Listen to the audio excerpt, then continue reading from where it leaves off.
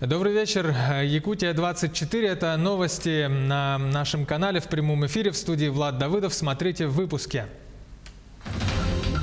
Цифра дня. Сколько человек заболели коронавирусом за последние сутки в республике. Данные оперативного штаба. Как дела на местах? Расскажем о ситуации с борьбой с коронавирусом в районах республики. Новости из Нерюнгри, Мирного и Нюрбы. Война войной, а урожай по расписанию. Выполнили ли планы в сельском хозяйстве в Алекминском улусе?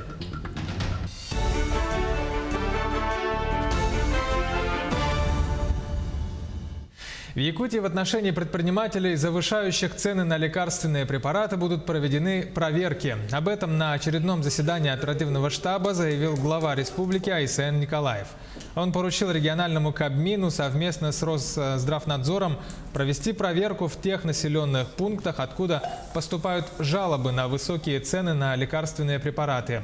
Также Айсен Николаев распорядился пересмотреть методы лечения, развивать практику телемедицинских консультаций и усилить контроль за соблюдением ограничительных мер на местах.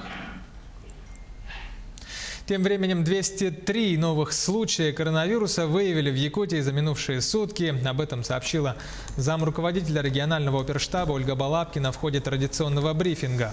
Большинство заболевших в столице, их 118 человек, умерли за сутки 3 пациента с тяжелыми сопутствующими болезнями. Это в столице и Жиганском улусе. С этой недели в ряде школ республики началось обучение после осенних каникул. Оперативный штаб Якутии определил, что важными остаются соблюдение санитарных эпидемиологических требований в школе, а также масочный режим и социальная дистанция. Помимо этого, в очной форме в школах должны работать только те педагоги, которые не входят в группу риска. А как должны работать педагоги, входящие в эту группу риска, оперштаб дает разъяснение.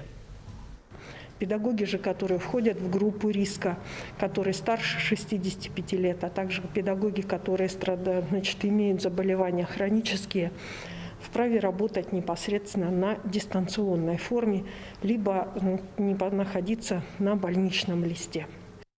Как известно, накануне все школы столицы приняли решение о том, в каком формате будет проходить образовательный процесс. Некоторые школы готовы приступить к полноценному процессу и принять всех учеников с 1 по 11 классы.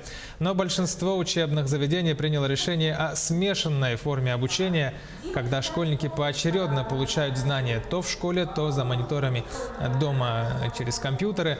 По подобной схеме школы отработали первую четверть, и, по словам учителей, особых проблем с налаживанием учебного процесса ни они, ни ученики не испытывали, и первую четверть многие таким образом окончили хорошо.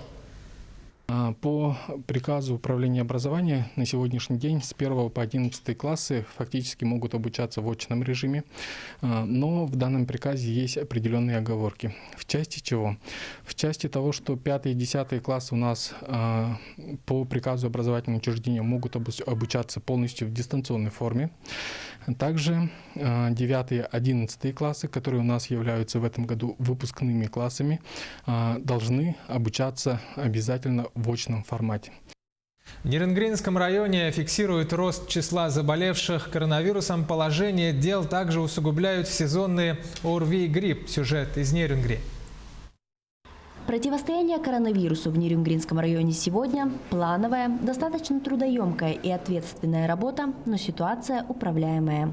Для борьбы с инфекцией есть койки, лекарства и персонал.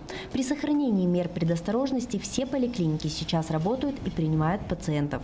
В связи с острыми респираторными вирусными инфекциями вызовов на дом стало больше. Часть вызовов обслуживают фельдшеры неотложной помощи, другую часть непосредственно участковые терапевты. В целом заболеваемость растет, и это не только со стороны общих респираторных инфекций, таких как парагрипп, риновирусные инфекции и так далее, но и коронавирусная инфекция тоже имеет место роста. То есть первичная регистрация коронавирусной инфекции на основании лабораторных исследований, она регистрируется каждый день. В районе на постоянной основе проходят контрольно-надзорные мероприятия, проверяются торговые точки, объекты сферы обслуживания, общественный транспорт. Проводится разъяснительная работа по соблюдению всех ограничительных мер по недопущению распространения коронавирусной инфекции в общественных местах. На данный момент нами было остановлено 5 маршрутных автобусов. Все, к счастью, водители соблюдают масочный режим, пассажиры в автобусах тоже соблюдают масочный режим, антисептики имеются, но водители такси, вот, как выяснилось, некоторые не соблюдают, к сожалению, масочный режим. Ну и поэтому на них были составлены акты, и их будут привлекать к административной ответственности. Школы и детские сады продолжают работать с соблюдением требований Роспотребнадзора, строгим мерам по фильтрам и обработке. Если вирус проникнет в учебные учреждения, разработаны алгоритмы действий, чтобы отдельные классы и группы отправить на карантин. Главные требования по профилактике коронавируса остаются прежними. Соблюдать все меры безопасности и быть постоянно настороженным к себе и своим близким, особенно к старшему поколению. Разумеется, здоровый образ жизни и укрепление иммунитета. Нужно любить свой организм и беречь его, помогая противостоять любым вирусам, в том числе COVID-19. Екатерина Павлова, Вадим Барашков, Нерюнгри. Мирнинская районная больница стала ковидным центром для больных из Вилюйской группы районов из Западной Якутии. Больница оказывает медпомощь для больных с поражением легких от 75%. На сегодня в центре проходит лечение 10 пациентов с Верхневилюйского и Нюрбинского районов. Перелет больных обеспечивает авиакомпания «Алроса». У нас имеется ПЦР-лаборатория, которую мы делаем стационар. Сегодня с утром сдали, вечером уже выдали. Да. Администрация района закупает нам ингалятор гелиевой кислородной смесью для более тяжелых больных. Это предотвратить перевод тяжелых больных на ИВЛ. Со вчерашнего дня у нас официально запущена кислородная станция на 56 точек. Да, и как раз те аппараты ИВЛ, которые пришли по линии Министерства здравоохранения республики, по благотворительной помощи, по акционерной компании «Алроса», эти аппараты могут работать только при нормальной подаче кислорода от кислородной станции.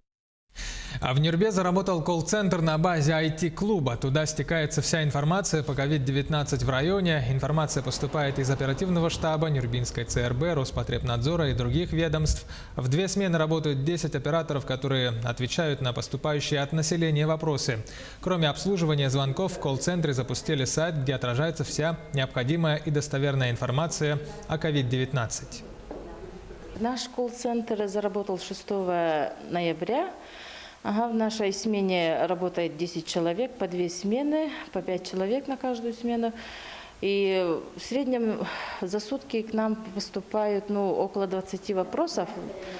Пока мало мы считаем, потому что колл-центр только начал работать. И информация скоро распространится, и, думаем, активно еще будем работать. У нас вся информация достоверная. Мы каждый вечер и каждое утро сверяемся с нашими данными, с работниками ЦРБ и оперативного штаба.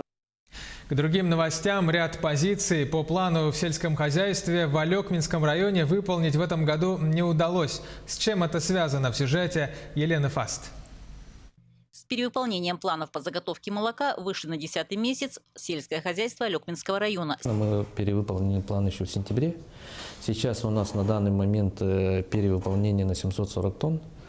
Вот сегодня должны как раз собираться, разговаривать по сложившейся ситуации. С тем, чтобы обсудить ближайшие планы, экспресс-совещание состоялось в самом управлении сельского хозяйства. План доведен у нас 3325 тонн. И на 1 ноября мы план выполнили. На сегодняшний день мы на 11% идет при выполнении плана. Сейчас мы и ждем дополнительное соглашение по субсидированию и по увеличению плана до 3500 тонн. Ежегодно до района доводится план заданий, порядка 25 наименований. В этом году по ряду есть невыполнение: картофель, грубые корма и сыры. Условия, паводок, наводнение было, поэтому мы при плане заготовки грубых кормов 19 тысяч тонн, на сегодняшний день заготовили 17 тысяч, это 91%. Заготовка картофеля у нас при плане сдачи 1000 тонн мы на сегодняшний день сдали 725 тонн. Это через агроснаб, через заготовителей, это от населения, от сельскохозяйственных предприятий. И вопрос-то уже опять же по сбыту стоит у нас. Поэтому сейчас вот вопрос будем решать. Сложности в реализации, проблемы сбыта коснулись и кладовой Алекмы. Конкретно по сырам на сегодня готово 15 тонн, из них 5 тонн уже созревшего. Началом сезона вот этого пандемии коронавирусной, COVID-19, у нас покупательная способность населения снизилась в летний период. Вот самый пик, когда сыры начали созревать, и должна была пойти реализация в город Алекминский, в город Якутск. У нас в связи с коронавирусом покупательная способность снизилась, поэтому в летний период нам пришлось остановить производство сыра где-то на 10 дней, из-за того, что все камеры созревания сыров и хранения были переполнены. Пока готовится только мягкий сыр, поскольку ему не нужно место в камерах. Он реализуется сразу. Между тем, несмотря на перевыполнение плана по заготовке молока, продолжается приемка его по всем плановым молокоприемным пунктам. Елена Фаст, Максим Копылов, Алекминск. Минувшее засушливое лето и лесные пожары могут негативно сказаться на зимовке лошадей. В Якутии аномальные природные условия создали угрозу копытных в центральных и заречных районах республики. Аналогичная ситуация наблюдалась в начале зимовки 2017-2018 годов. Если лошади раньше времени выйдут на подкормку, это может привести к острому дефициту не только зернофуража, но и грубых кормов. По состоянию на начало ноября в республике поголовье лошадей составляет более 245 тысяч. Есть прогнозы по поставке к дополнительным подкормкам лошадей. Это как в 2017-2018 годах прогноз. Поэтому есть опасения, что дополнительно нам потребуется порядка 8,5 тысяч перетарки и закупки между районами грубых кормов. В рамках работы по организации работы устойчивой зимовки скота и лошадей в следующем году предусмотрено порядка 50 миллионов рублей. Но, смотря на ситуацию, на первом квартале мы эту сумму будем актуализировать.